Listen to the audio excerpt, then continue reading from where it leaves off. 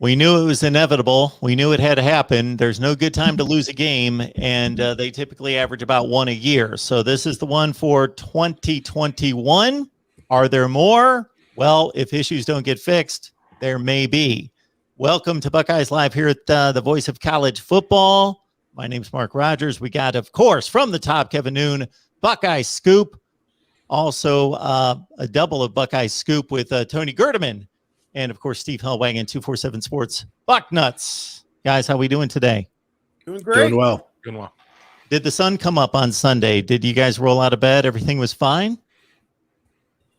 Yeah, everything seemed good to me. I mean, okay. Other than the fact Ohio State was 1-1, yeah, and expected to win that game by 2 touchdowns. But, yeah, otherwise everything was great. Very good, very good. Okay, Steve, we're going to start with you. Because we know that the fingers are getting pointed, well, in a few different directions on the field at the quarterback and at the defense, and obviously at the coaching staff in particular. So where do we start with this? Let's go with the defense, because when you ring up 612 yards of total offense, even if you don't get into the end zone quite as many times as you should have, there's obvious talent and production on offense. But on the defensive side, my goodness, Steve, the last 3 drives of the game, if I'm counting them correctly, the Ohio State defense finally showed up. They finally, we knew that there was a defense on the field for Ohio State, the final 3 drives. The one was kind of a give-up drive by Oregon. They were just trying to move the ball, kill the clock. The 2 previous, I thought, okay, well, the defense has shown up. Maybe they can pull this game out because the offense hasn't been stopped yet. But, of course, ironically, that's when Oregon's pass rush showed up, and C.J. Stroud threw a pick and got they picked up a few penalties and obviously stalled. So the defense, it took until like the 58-minute mark before we saw any hand in Anthony Brown's face or any resistance against the running game. We knew the secondary could be an issue. We knew the linebackers were new. The shock to me and to most people, I think, is this defensive front not getting anything accomplished. Yeah, I think you hit a lot of it right there. I think that, again, this defense just seems to be completely dysfunctional right now. It was Joe Moorhead was the offensive coordinator for Oregon, had been at Penn State for a few years, and I think he had a pretty good handle, at least on what Ohio State might try and do. And they kept Ohio State off balance for the entire game. And to me, there are just so many problems that I mean, it's kind of hard to get to them all, but you can boil it down to the fact that Oregon ran a running play to the boundary once and had success with it, and then went back to it 2, 3, 4 times after that and scored more touchdowns with the same play. And the overarching issue is at Ohio State, where there's expectations to play for a national championship and to win the Big Ten championship and to be a top 5 team, you can't have a situation where you get out schemed and embarrassed like that in terms of just the X's and O's of football.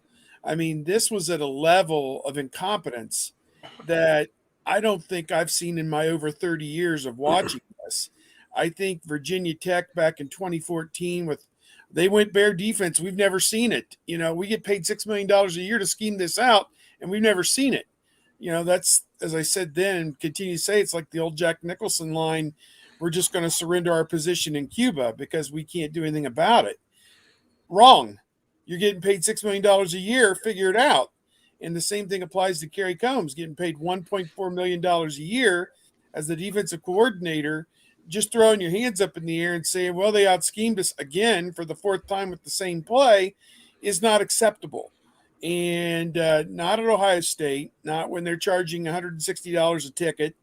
And, you know, it just – and you supposedly have the second best collection of talent in the country behind only Alabama, who's recruited better than you the last 5 years. None of these explanations hold any kind of water. They're just 100% not acceptable. So Ohio State's fan base has come out anti-Kerry Coombs here for the last 3 days, and rightfully so. Ryan Day did not give him a vote of confidence in any way, shape, or form on Monday, even to the fact of saying there could be somebody else, calling the defense on Saturday. Wouldn't commit that it would be Kerry Coombs. So, we can talk X's and O's and all this that you want, but, either he has a scheme that they can't execute or they have a scheme that makes no sense. Take your pick. Or that they did not execute just because they're young, inexperienced, can't get off blocks, etc. God only knows what it is. We've seen every poster under the sun on all of our message boards has rewatched the game and posted their game film analysis and shared what happened and what went wrong. And let's just say everything went wrong. I don't know, but that's kind of my 10-mile up in the air viewpoint that none of this can happen at Ohio State. Not acceptable. Yeah, I was told if I didn't have anything nice to say, not to say anything at all. So I'm tempted just to pass this on to Tony because I don't have much that I can say about the defense that's very positive at this point. I mean, Denzel Burke has been a pleasant surprise. And, they got Cameron Brown back. And tickets are not $160 this week for Tulsa. Beyond that, I'm kind of at a loss to have much to say there. It's a mess. I mean, it's a mess. Certainly, I can go back in all my years of watching Ohio State and say that I've not seen this type of situation. I was working on writing Tale of the Tape for Buckeye Scoop, and I found myself getting very frustrated and saying the same thing over and over and over again. I mean, just deep rotations, no pass rush. We haven't even mentioned the words Josh Proctor at this point of who's going to step into that role. So even if they do, find a situation of where they fix maybe just the play calling, I mean, they still have some personnel issues to address.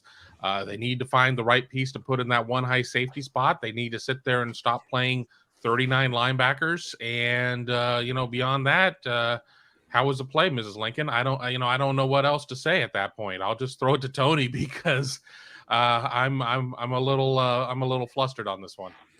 And the Josh Proctor thing is interesting as well because it's a huge thing that he's out for the season.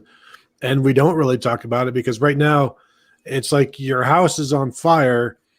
And also things are starting to flood in your neighborhood. But right now, you don't have time to worry about the flood. You've got to put out the fire. And the free safety situation is the flood at this point. The rest of the defense is the fire. And, Day was frustrated by the defensive line. Frustrated when he was asked, why are you playing so many linebackers? And his answer was basically, if guys are playing better, we wouldn't be substituting them. And it's like they're still looking for their best players. And none of the linebackers are playing well enough at this point to earn more playing time. I think maybe Kayvon Pope has earned some more playing time based on his performance on third downs and passing downs.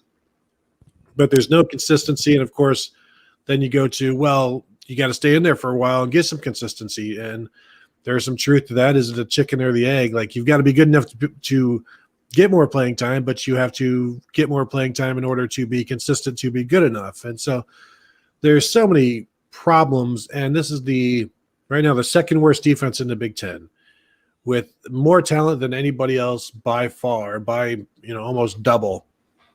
So there's no reason for it. There's no good excuse for it. It's just this defense is coordinated poorly. It's been coached poorly. Rewatching the game, you see the linebackers, they find blockers like that's their job, like they're metal detectors or magnets searching for metal, and they find it. You look at the Oregon linebackers, they were clean, and they were able to make plays at the line of scrimmage. That starts up front as well, but also if linebackers are in the correct spots, they should be able to clean up some stuff. And you lose Josh Proctor, Bryson Shaw does not have a good game at free safety. So you've got to move some stuff there. And you're moving all of this stuff around and you're hoping to find fixes. But, even duct taping stuff right now should have this as one of the Big Ten's best defenses because you've got the talent. And it shouldn't be this difficult. It shouldn't be this hard to play defense. And you've got enough guys that have been doing it long enough. There's a ton of inexperience at linebacker, so I kind of understand that. But they're still not being put in good positions to succeed. And The scheme hasn't helped. The coaching hasn't helped. The players haven't helped the scheme and the coaching. So it's like everybody shares responsibility in this. But ultimately, as Kerry Coombs said after the game, it's his responsibility. His response to the criticism is it's his responsibility. It may not be his responsibility any longer, though. And I would expect maybe I'm expecting somebody else to be calling the plays, whether Day admits that on Saturday or when we talk to him tomorrow, or if we talk to him today, which I don't think we will. I think it's going to be somebody else calling the plays on defense on Saturday, and my bet right now would be Matt Barnes.